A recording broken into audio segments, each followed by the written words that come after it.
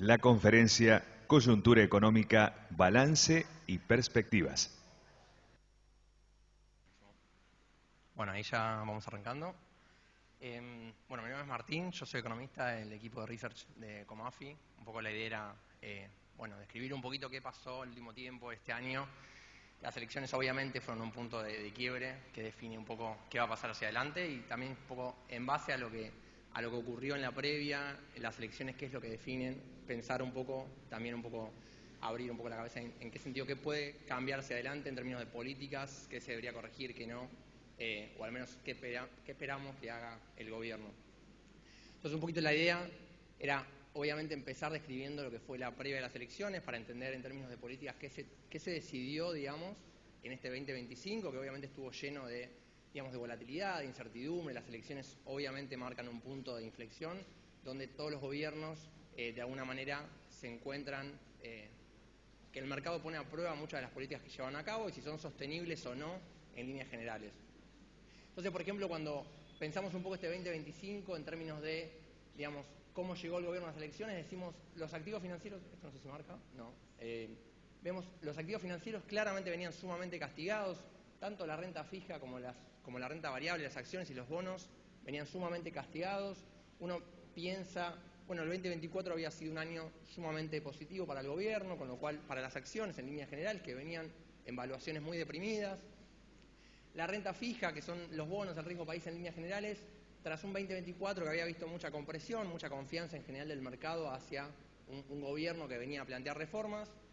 el 2025 venía siendo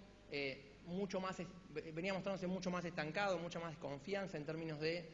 las reformas que faltan y los cambios que hacen falta para que el gobierno efectivamente,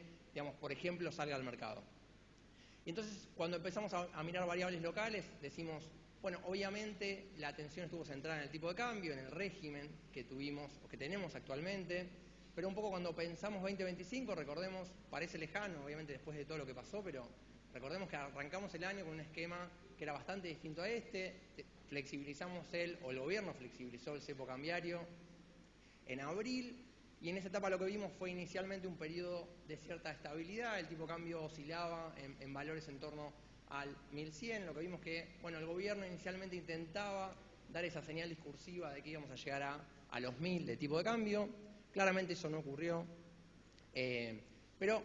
inicialmente estuvo esa intención, pero lo que vimos fue que en la segunda etapa del gobierno, en la segunda mitad del año,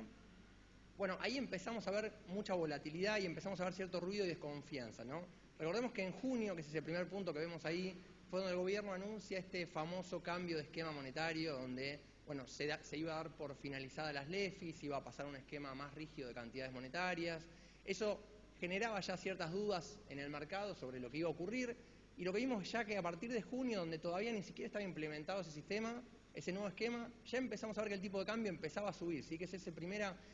suba inicial que tuvimos entre junio y julio. El cambio de esquema finalmente se da el 10 de julio,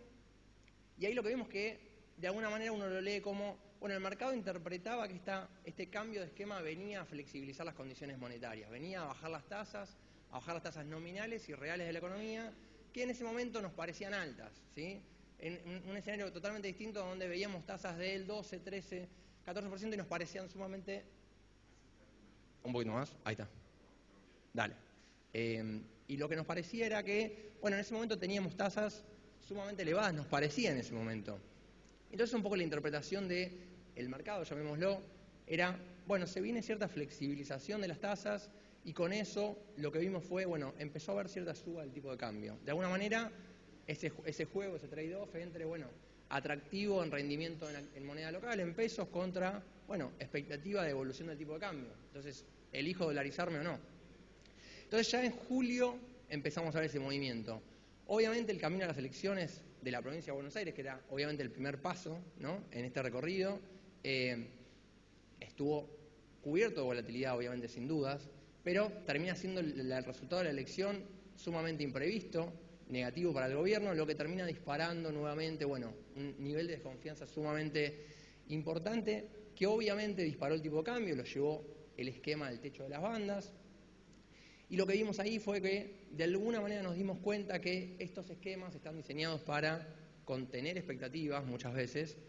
Pero llegado el momento en el que estás en el techo de la banda, bueno, la realidad es que por más que subas la tasa, muchas veces, y sobre todo en nuestro país, lo que vemos es que, bueno, sigue estando demandado el tipo de cambio, ¿no? Y no alcanza simplemente con el juego de subo la tasa para contener las expectativas. De hecho, cuando uno empieza a repasar, decimos, claramente las medidas fueron muchas, ¿sí? Porque más allá de las que menciono acá, tuvimos cambios en encajes, tuvimos cambios en la forma en que se regulaba los mercados interbancarios, digamos, tuvimos muchas medidas, si quieren como las más importantes, y por eso un poco son las que están mencionadas acá. Recordamos las retenciones cero al agro, obviamente para incentivar estas exportaciones y incrementar la oferta de dólares en el mercado. Después lo que vimos fue, bueno, que rápidamente eso se diluyó, ¿no? Esa oferta extraordinaria que vimos, que es sin dudas un anticipo de exportaciones futuras, con lo cual no es que estás generando dólares nuevos, sino que simplemente adelantás algo que iba a ocurrir eventualmente. Bueno, lo que vimos que se diluyó rápidamente, ¿no? Esa compresión del tipo de cambio que vimos tras las retenciones cero, bueno, en pocos días nuevamente volvimos a ver muy estresado el mercado de cambios. Y ahí es donde aparece obviamente, bueno, un actor sumamente relevante que es, de alguna manera termina cambiando, ¿no?, lo que son las reglas de juego de este mercado cambiario que veníamos teniendo, que es, bueno, Estados Unidos obviamente, este acuerdo o este pacto un poco de ayuda que hicieron básicamente el gobierno con Bessent y Trump, donde inicialmente entramos en una etapa sumamente vertiginosa, donde lo que se veía era que el mercado reaccionaba a los tweets, básicamente, ¿no? De repente un día anunciaban que, bueno, era posible un swap de moneda, que era posible de repente compra de activos por parte del Tesoro americano, de repente se hablaba de, bueno, salir al mercado con dinero, con garantías del gobierno americano. Entonces, digamos, las distintas noticias que íbamos teniendo de alguna manera fomentaban que el mercado se pusiera extremadamente optimista o que volviera a desconfiar rápidamente en la dinámica de la política económica. Llegamos sumamente estresados, obviamente, a las elecciones, pensemos que estamos en el techo de la banda y recordemos que este esquema de política monetaria, y después lo vamos a repasar un poquito más, este esquema de política monetaria lo que hace es, bueno, sacar pesos de la economía cuando estás en el techo de la banda, porque básicamente lo que hacen es venden